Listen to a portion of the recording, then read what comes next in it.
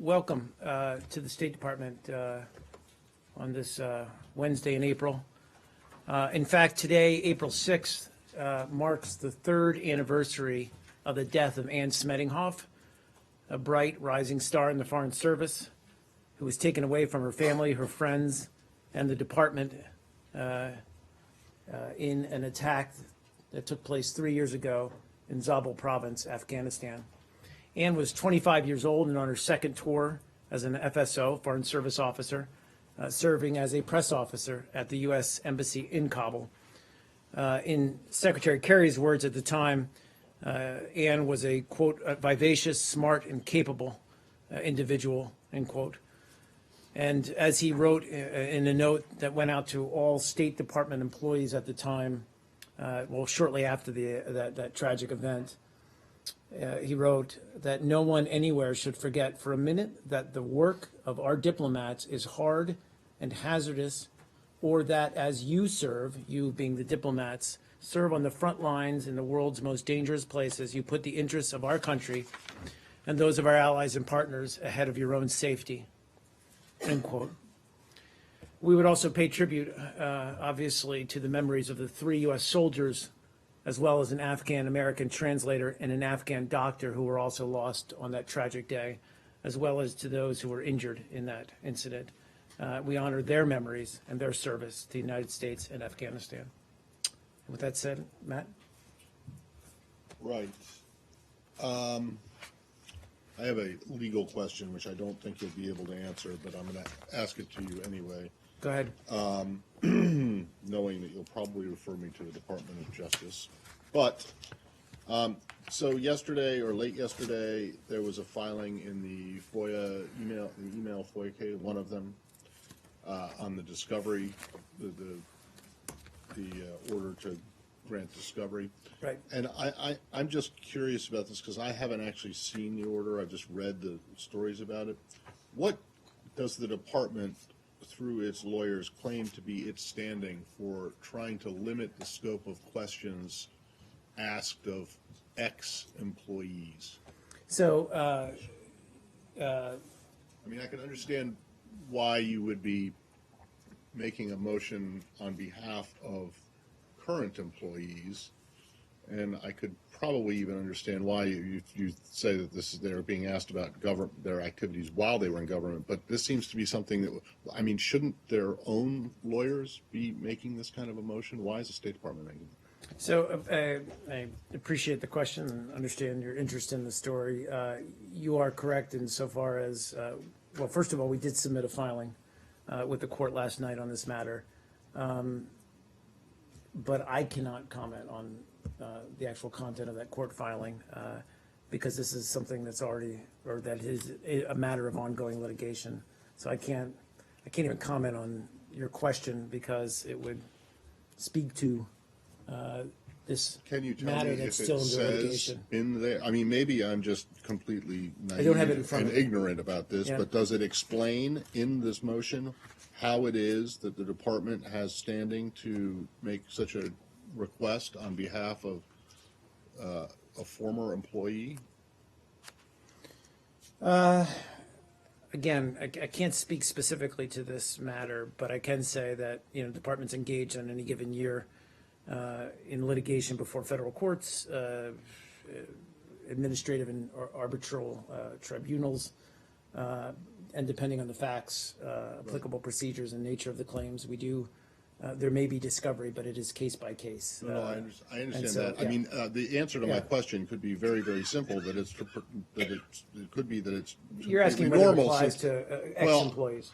No, it does. I know that the motion does cover them. I'm just curious as to what the rationale is. Right. I mean, it may be very straightforward that because they're being asked to talk about stuff they did while they were in government, that you do have some kind of standing to speak on And I their will see if I behalf. And I'm can just wondering get you any more clarity right. on that, but I Thanks. have to just preface that by saying Okay. I am restricted in what I can say when it's something that's on ongoing litigation. Okay. Can I raise change the subject? Of course you can. You've probably seen the Dutch-Ukraine voters today. I did. And I know you ahead of time, I think it was Friday, the State Department encouraged the Dutch voters to obviously vote yes in favor of this treaty with Ukraine, saying that it would help the country and push reforms. But it looks like a no vote's going to go through. Do you think in any way that this could change the dynamics for Ukraine? Do you believe that this vote was not about Ukraine, that it might be about a EU-wide unification vote instead? Poroshenko called it unfair timing on Friday at the nuclear summit. So just trying to get your... No, and I appreciate the question. I'm not going to go further. We don't have a clear results yet in the referendum, so it would be premature for me. Even if speculation indicates that it may be a no vote, it'd be premature for me to declare one way or the other. So my understanding is that it's still, the final results are still pending. And like any referendum, and I think we said this on Friday, this is ultimately a question for the Dutch people to decide. So I'm not going to speculate about next steps or possible outcomes. As you noted, what we said on Friday was that we believe, or we support the EU-Ukraine Association Agreement because we believe it is in the interest of the United States, of the Netherlands, of the EU, to help ensure that Ukraine becomes a democratic and economically stable country. And we believe that this agreement can help foster that. We believe it will also help bring new economic opportunities for the EU, which includes the Netherlands, and for Ukraine. Yeah, go ahead, please. Do you think a no vote would hand a symbolic victory to Vladimir Putin? Again, I'm not going to, and I'm not going to speculate about the outcome of the vote until we have a firm result. And as you said, let me finish. And as you said, it is like any of these votes. It's unclear what the motivation of the voters may have been when they cast their votes. Our intent in the statement that we gave on Friday was simply to express our views, why we believe an EU-Ukraine association agreement is in the best interest of the EU and of Ukraine. As to Monday morning quarterbacking or analysis after we have the final results, I'll wait for that. Okay. Please, sir. As you say, you believe that a future association agreement between the Ukraine and the European Union is to be wished for. Do you think the United Kingdom should maintain its current relationship with the European Union? Well, you know what we say about that, which is we support a strong UK within a strong EU. Mm-hmm. And just a separate thing, unless anyone wants to follow up on that. Well, I just want to know, so you're going to be prepared to do some Monday morning quarterbacking after the election results? I think Kirby will be well prepared. No, look, I mean, we're not. Look, I mean, in all honesty, are you seriously prepared to make some kind of an analysis of what it was once we know what the results were, of what it meant, or are you going to say, well, the people of the Netherlands have spoken and c'est la vie, or whatever that is? Whatever it is in Dutch, as to say.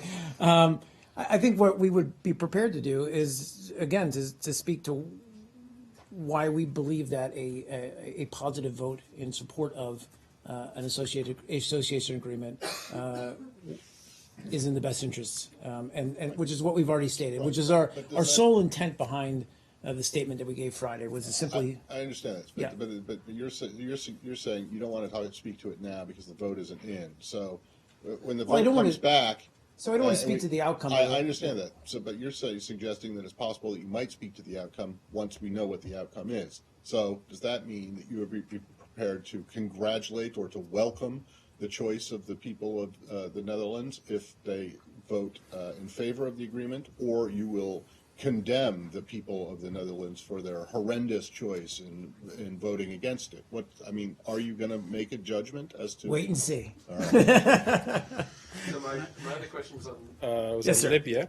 I had planned to ask you about the Tripoli government's decision to support the UN government, but since I planned that question, apparently they've denied having said that. So I suppose my question is, do you know what's happening in Libya, and do you welcome or deplore it? Well, we certainly welcome what we see as the continued and positive steps in Libya since the Government of National Accord entered Tripoli a few days ago, March 30th. And yesterday there was a significant step, which is the State Council, which is a senior advisory body for the new unity government, and is made up of members of the GNC, the General National Congress, did meet officially for the first time. We also welcome the announcement by some former GNC members on the dissolution of the Tripoli-based National Salvation Government. More broadly, I'd just say, now is the time for all Libyans to continue to support the Government of National Accord.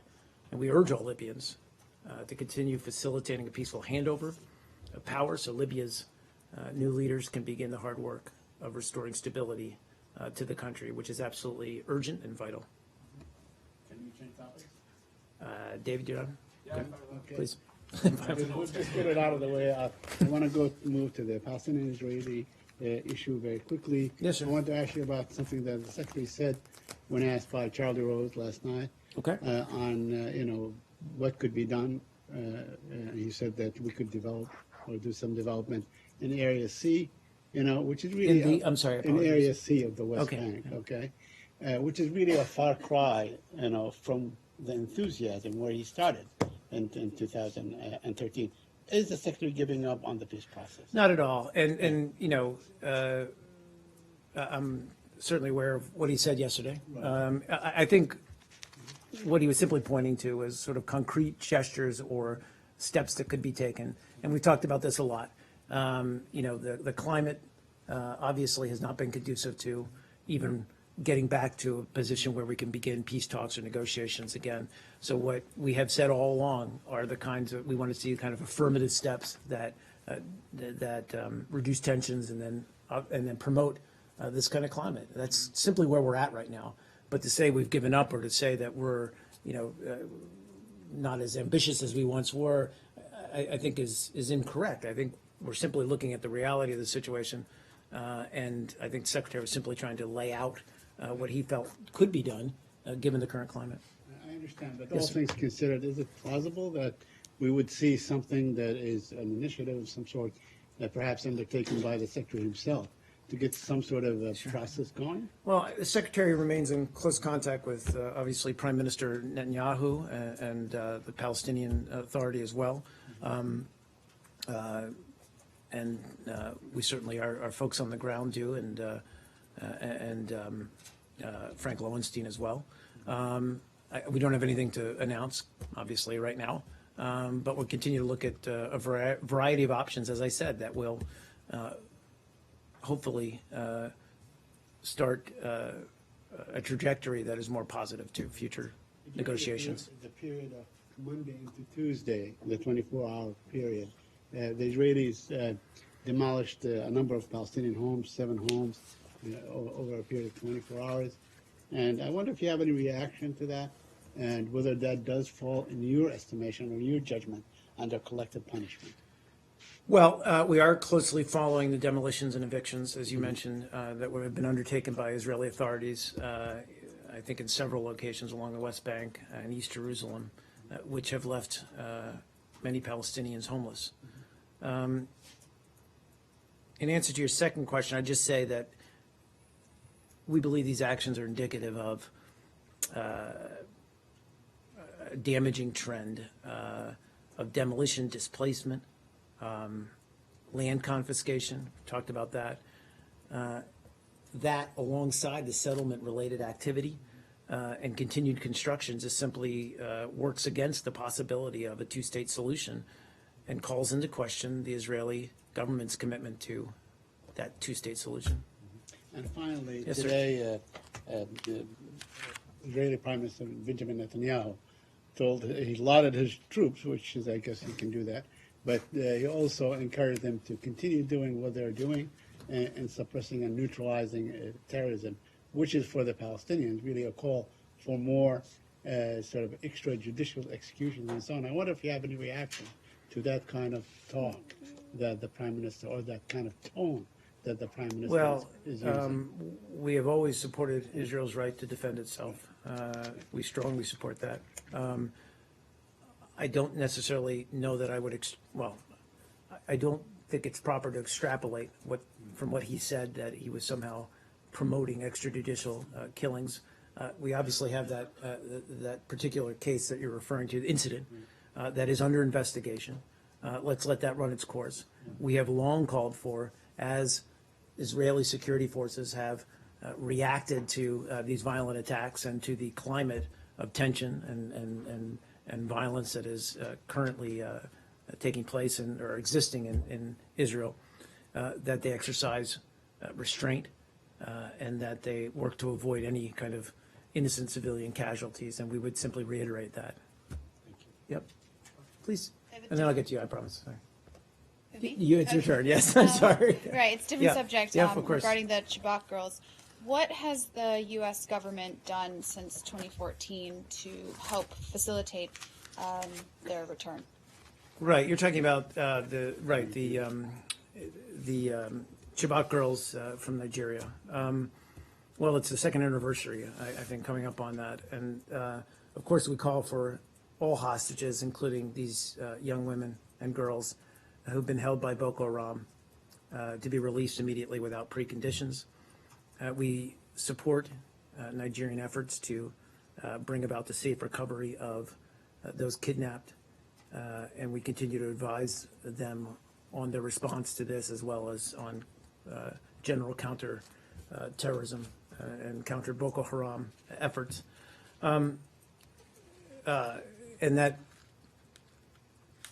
assistance takes a number of, there's a number of forms, I guess. One is intelligence training. One is intelligence, of course, training, advice on strategic communications, but also victim support services and assistance to those who have suffered under Boko Haram. I think we've given upwards of 198 million in humanitarian assistance to the populations in Nigeria that have been affected by Boko Haram's continued attacks, terrorist activity. But you know, it's a heartbreaking story. The situation of these young women who, as I said, were kidnapped. We continue to work and provide any assistance we can to obtain their eventual release. As you said, it's been 2 years. Is there any plans to ramp up efforts? Ramp up efforts in this particular regard? I mean, look, we're working closely. I mean, this is obviously a Nigerian government-led effort. I would say we've continued to ramp up efforts over the past couple of years, not only because of this incident, but because of repeated, ongoing Boko Haram terrorist activity, attacks on innocent civilians across Nigeria. I think certainly we recognize, and this terrible kidnapping was just a very vivid and heartbreaking example of it. But we realize that there's an urgency here, that Boko Haram is exerting a terrible influence and is really a scourge on the Nigerian population. So of course we're looking at ways that we can ramp up our support for Nigeria's security services. But as I said, also the other aspect of this is assistance, any assistance that we can provide to help the victims of these attacks, whether they're from the terrorist attacks or kidnapped victims as well. Please, go ahead and finish. Yeah. One final. No, that's okay. And have these efforts been unilateral, or have you been working with other governments outside of the Nigerian government as well? We have been working with other governments in the region, as well as, I believe, some other governments. I don't have a list in front of me, but I think it's been a joint effort. We can certainly get that for you, of course. On the same topic. Yes, sir. Yeah. Yeah, Why is Boko Haram not getting, the proper attention? Like, let's say, ISIS and so on. Is it something that, that seems so far away? Is it out of the public eye? Although it was the First Lady herself that basically carried a sign and said, "Bring our girls home." Why is that? Why, in your opinion? So I would just circling back to her question, and I will get to you, but we do actually, another aspect of our efforts to assist is that we do have a team in Abuja who consists of specialists on temporary assignment from a variety of U.S. government agencies who are trying to work on assisting the Nigerian government on this particular case. So your question, sorry, is just, My question Yeah. is that, it seems off the radar screen, Boko Haram, although there was at the beginning a great deal, spotlighting of the issue, but then it seems to have faded away. Why is that? I mean, we do speak, publicly about these attacks when they take place, condemning them, obviously, very strongly. I think, as we're doing even against ISIL, part of the challenge in all of these is trying to build the capacity of local government and local security forces to take the fight to these terrorist groups, because that's the ultimate solution, right? I mean, we've seen it in Iraq as well, is, the ultimate end game here is to build the capacity of local authorities to deal with these terrorists. And I think that requires a lot of effort, a longer period of training and assistance. But ultimately, as I said, is the better long-term outcome to build that capability, that capacity. And we've been doing that. As I said, we've been working with the Nigerian government over the past years. I certainly don't want to give the impression that it's somehow off the radar screen, because they have consistently carried out, as you note, a series of terrible attacks on innocent civilians, attacking churches, attacking villages, attacking innocent civilians in a variety of circumstances, and they need to be stopped. Please, sir. President Buhari of Nigeria was in Washington, or the last time he was here bilaterally, I think he attended the nuclear summit. The last time he was here bilaterally, he complained that the degree to which you can receive direct military assistance in the US is curtailed by the Leahy Act, because Nigerian security forces are not regarded as proper partners because of their human rights record. Given who else you're working with around the world, I'm thinking about the Middle East, is it still the case that you can't give as much military assistance as Nigeria would want? And is it in fact the case that it's the Leahy Act that restrains that there are concerns about the human rights records of the Nigerian forces? I mean, to be perfectly honest, and candid, I'd have to look into those his remarks about that. I can say that just as they are in the Middle East, any military equipment or assistance we have, or we give, rather, whether, as I said, to whatever country, whether it's in the Middle East or elsewhere in Africa, is subject to Leahy vetting. That's just something that we're required by law to do, for good reason. We cannot obviously give military equipment to units, battalions, what have you, that have been allegedly carrying out human rights abuses. That's just something we have to do for any of this stuff. That said, there are ways that we can still, and I believe we are, working effectively with the Nigerian government to provide them with the support they need. It's just to But clarify, about- you yeah. answered the previous question, said we're doing everything we can within the limits of US law. Precisely, yeah. But Yeah. when you say that Yes, you sir. can't give anything to military units that have carried out alleged human rights abuses, I mean, can you make that? You can't make that as a blanket statement, can you? I just mean within the strictures of the Leahy vetting Yeah, I know you're not process. supposed to under the law, but that doesn't always mean it happens, does it? Well, again, I mean, we always apply. We have a team in our Democracy Human Rights Bureau that works Yeah. all the but time you- on these But these allegations and follows through on them and makes sure that. So I mean, I yeah, can't. but the allegation isn't necessarily an allegation of human rights abuse. They isn't- investigate credible isn't enough allegations. to stop the aid or assistance to a unit, is it? It has to be. I mean, No, it has to be There credible. It are- has to be investigated. there have been plenty of cases, I Yeah. think, in which allegations of rights abuses have been made, and assistance to those units has continued. Sometimes it has stopped if the allegations have been Right. proven, but Right. the allegation isn't what No, triggers the. that's a perfectly valid point. Yes, man. Yes, but I'm going to go to Dimitri and then I'll get to the rest.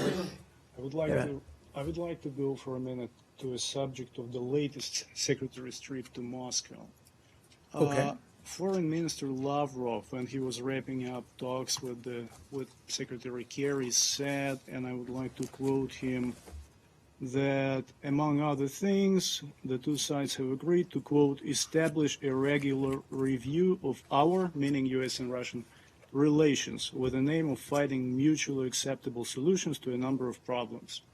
I was hoping you could give me some details on that. What specifically those arrangements entail? Is he speaking about a creation of some new mechanism, institutionalizing it, or is just a part of a regular bilateral diplomatic dialogue? It's a good question, and let me look into it. I'm not aware of any mechanism. My sense is that, as we've often talked about when we speak about U.S.-Russian relations, we have areas such as Ukraine that we disagree on, that are irritants, if you will, in the bilateral relationship, or challenges within the bilateral relationship. But as we've said before, there are also areas where we can work constructively with Russia, for example, on the Iran nuclear deal. And so as much as we can work effectively to discuss the full range of issues between our two countries, to mitigate the challenges, but also, and then to, but obviously. he was referring But yeah, it sounds like he specifically was, so Europeans, that's why I yeah. don't want to, I don't want to speak and not have the correct information for you, so we'll take that. Of course you can. The Russians have just said that, and are backing what the Syrian army said yesterday, was that a Su-22 was shot down yesterday in Syria. The Syrian army said it was shot down by an anti-aircraft missile. Has the U.S. been asked about this by the Russians? We've not been asked about it. I mean, the general procedure for this, as with any allegation of a violation, it would go to the task force and then be discussed there and determine whether it's an accurate allegation or not, and then action would be taken. Is this in any way a breach of the ceasefire agreement? I Again, don't know. without having kind of firm understanding of what happened, I think what I had just seen about that shoot down or alleged shoot down yesterday is that we just didn't have the details. The Russians are in the task force and they're speaking about it. Correctly. Do they know more than you do? But I don't. Again, I just don't have any more information to provide in terms of whether we believe it was. We, the United States, believe it was shot down by opposition forces. But as I said, there's a mechanism in place to discuss all of these violations, and let's not forget that there are also allegations of cessation of hostility violations on the part of the regime. So that's the function of the task force, to look at all of these and where we do find credible evidence to address them, working with the parties involved. Reports that it was shot down. I think that's correct. So We you just haven't don't got have, a- no, we don't have any, yeah, You haven't got individual confirmation. I do not. Okay. Some reports that claim that it was shot down by a Manpad, an American-made missile. Yeah, I've seen all the reports, I just don't have So any, you I've seen those Do you have reports, any we don't have any, information I don't have any more details to know, provide. some they even go as far as saying that it was actually supplied by the Saudis last February, to the opposition, and somehow al-Nusra got hold of it and so on. Would that be a warning that some of this weapon that Well, finds again, its way not to speaking about al-Nusra? this specific incident, but we've said in the past about some of the equipment that we've seen either through social media or what have you in Syria displayed by various groups. It's unclear to us, frankly, given the dynamic environment, let's put it that way, on the ground there, that how somebody might obtain some of this equipment. It's not necessarily, my point is, it's not necessarily indicative or proof that somebody was given a particular type of weaponry. Would you encourage or discourage your Arab allies and partners from supplying such weapons to various groups that act in Syria? Well, what I would say to that is, given the current environment, which is that there is a cessation of hostilities in place, that we would encourage all sides to, or all parties to refrain from that kind of activity. There clearly isn't a cessation of hostilities in place, if people are It's not. ceasing to we've never. or whatever you. We've never claimed that this is free of any violations. It's not perfect, but we're going to continue to work at making it stronger. Slow the disarming of the factions that you support in Syria since the start Well, of we the never cessation? provided direct arms. What we've done is provided assistance, as we've talked about, to some of the groups fighting ISIL in the north. But that's all. On the Syria talks. Yes, sir. Today, a spokesman for the Mistura, I believe, Ahmed Fawzi, said that the government delegation would arrive late to the talks, to the April 11th talks, because of the election in Syria. Do you have any comment on the elections in Syria? Or on the whole thing? Sure. Yeah. Well, I think we've already spoken about Yeah. our views on holding elections in the current environment. We believe that really the focus should be on these proximity talks, on working towards a political transition that is acceptable to all the Syrian people. We don't believe the current environment is conducive to any kind of free and fair election. But in speaking to the timing or when they might arrive in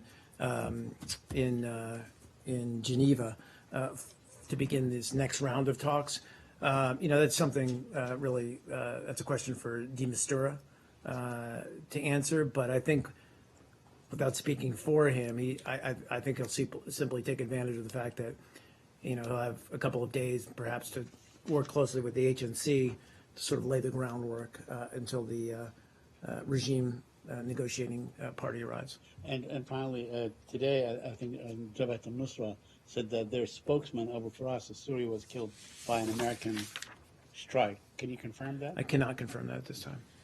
On China? Are we, China, sure.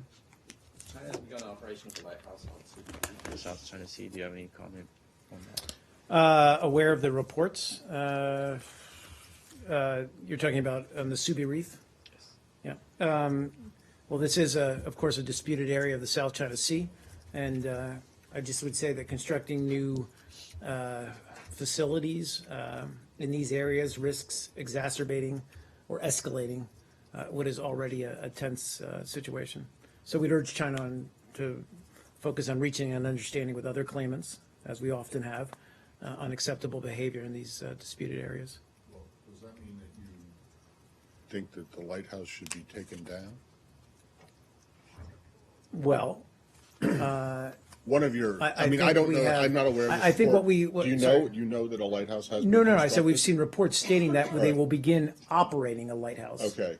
One of the reasons that you guys have taken an interest in this is because this area and expressed your concern about what the Chinese and indeed the other claimants are doing in terms of unilateral actions is for the protection and the safety of maritime shipping zones. Now, it seems to me that a lighthouse is not an inherently provocative thing. It's in fact there to be a safety measure.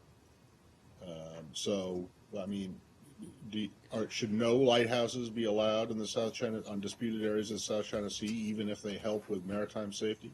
No, but it's unclear to us whether this is in the interest of maritime safety. I have, Sure, go ahead. there are reports and some talk actually around town that makes it more than just reports about U.S. wanting to withdraw its troops from the Sinai Force. Do you have anything to say about that? Yeah,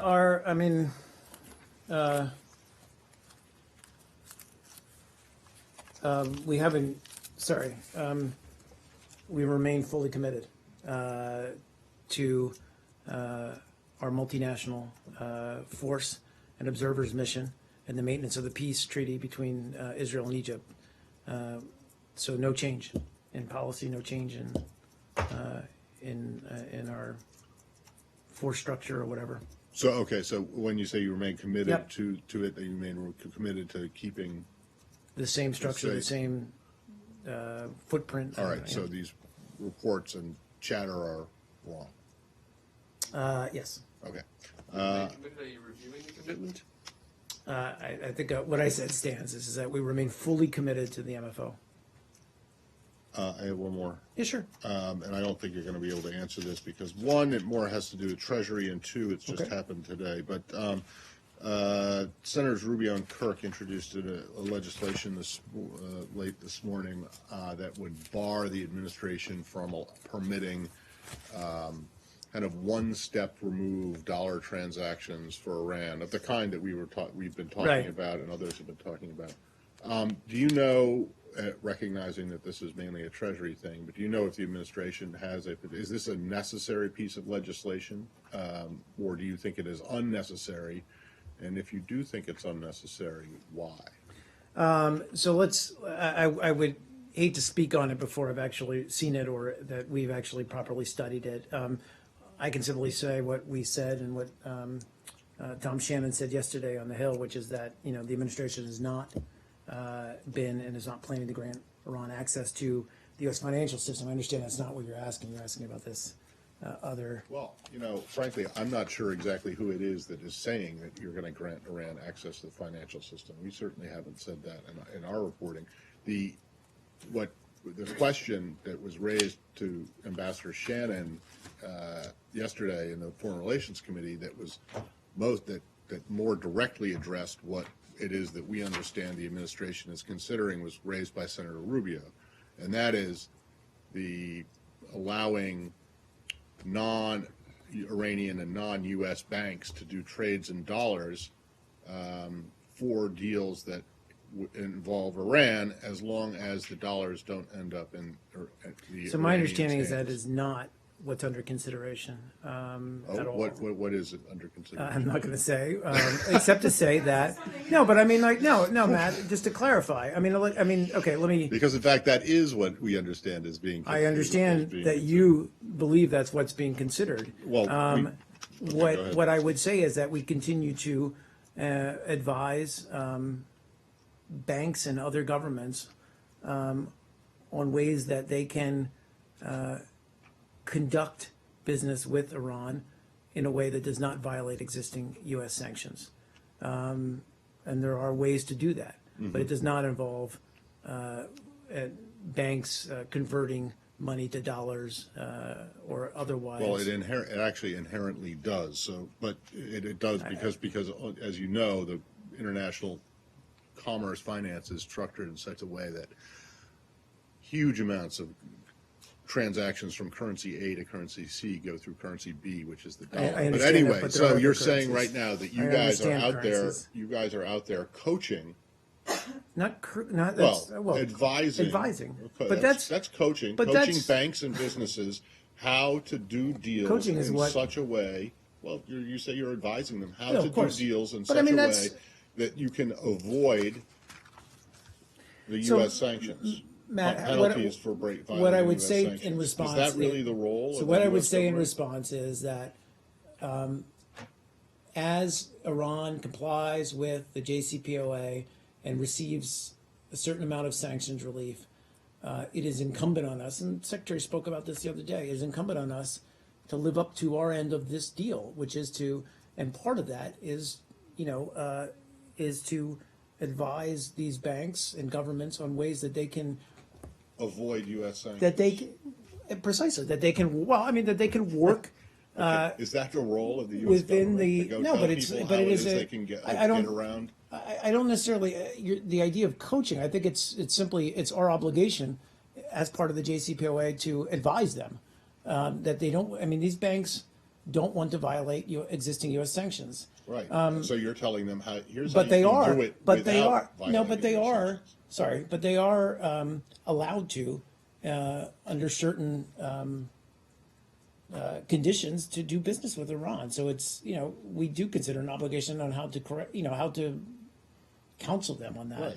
you're basically telling foreign banks and foreign companies how they can use loopholes in U.S. That's sanctions. not, no, that's Yes, it not, is. that's To get inaccurate. to but avoid. That's inaccurate, but. Well, okay. Well, then what is it? What are they? They're telling them, here's what you can do to not violate U.S. sanctions. I understand the way you're putting it is, you're telling them what they can do that is legal. I just But- think it is, again, it's part of an effort to provide guidance to ensure that they understand clearly the extent of U.S. sanctions relief. And it's complicated. And to advise them on that is not necessarily giving some kind of tacit approval to, or somehow some workaround by which they can avoid, or loopholes, as you put it. I think that's just not what we're trying to do. But You're telling them how they can do business with Iran without falling afoul of U.S. sanctions. Is that not correct?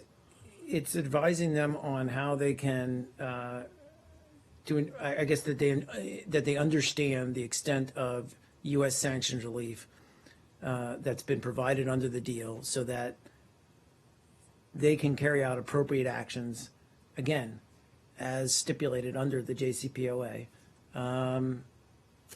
Right, getting back know, to the with the- yeah, legislation, sorry. you think it's unnecessary? You don't. And my answer to that, sorry, was before I got sidetracked, was let's look at the legislation.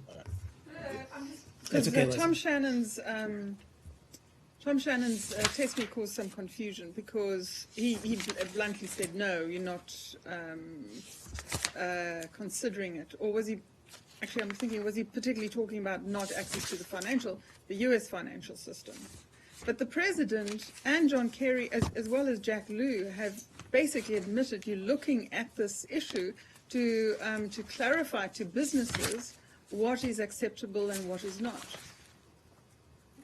Correct, which is what I was trying, perhaps not well, to explain to Matt, is that we are trying to counsel them, but that does not mean that we're saying that, or we're planning to grant Iran access to U.S. financial systems, and I think that was the point that the President made, Kerry's made, Secretary Kerry's made. Sorry. Are you No one- answering their questions when they come to you, or are you proactively going out? The Financial Times yesterday described it as a roadshow. Are you approaching foreign banks and telling them this stuff, or do you wait until they say, hey, we're planning to do such and such a deal with Iran? Is that I cool? wouldn't refer to it as a roadshow. I think we're advising them as appropriate. But you're proactively advising them, or you're responding to I don't know, queries? David. I just don't know the extent of how proactive we are about it. I think we're trying to do it within what we feel is our obligations under the JCPOA. About this, I think this is a straw man argument that people have set up based on maybe some incorrect assumptions or interpretations of what is it for. The question is not whether you're going to give them Iran access to the U.S. financial system. No one that I know of has. Well, that has been well, levied, that charge. Yeah, it has Whether been it's out a there, straw but it man or has not. been, but it has been denied. That is no longer the issue. But I understand what you're asking, which is through various or whatever that will somehow allow them to manipulation. transfer. No, the whole Money into idea dollars. is that the whole idea is that the Iranians never touch the dollars themselves. But that they are able to take advantage of transactions that occur in dollars, shorthand being dollarized transactions. In other words, country X wants to sell or buy something from Iran, and that country's currency gets converted. Iran wants to be paid in euros. That country's currency gets converted into euros through dollars, as it often happens on the international exchanges. That is the question, and that when Ambassador Shannon was asked that question directly yesterday, he certainly didn't deny it. So anyway, that's the point about this. What brings about the question about this legislation that was introduced today. So if you say that no, that is not at all what is part of it, then I think logically you would say, well, this legislation is unnecessary because we weren't planning to do that. Haven't seen the anyway. legislation. I'm simply was stating that we don't believe that that's a necessary formula as well in order to comply with the JCPOA and our obligations under it. But I would defer, obviously, to All right. numerous experts at the Department of Treasury. Can I ask a quick question? Yes, sir. Mr. Rock? Okay. Are Yes. you aware of efforts last week to basically force Haider Abadi, the Prime Minister of Iraq, out of office because he wants to introduce, or he introduced a number of new ministers and so on to fight corruption, and that in fact in that effort you and the Iranians work together to prevent such a movement by certain coalitions within the government. Are you aware of that? That we work with the Iranians? Yes, yeah. I'm not aware of you that. And whether, directly or indirectly, you and Iran work to prop up Haider Abadi, the Prime Minister of Iran. I'm not aware of that. I mean, as I think we already said, we do support his reform efforts. Frankly, this is an internal matter, though, for the Iraqi government. But I don't have anything to specifically talk about any kind of collaboration we may have Okay, but- carried out with the but, Iranians. I just don't have All any. reports suggest that, I haven't seen those there reports. was actually a list of 14 new members that he's shared with you on possible replacement for existing ministers and so on. Can you confirm or deny? I can't. Thanks, guys.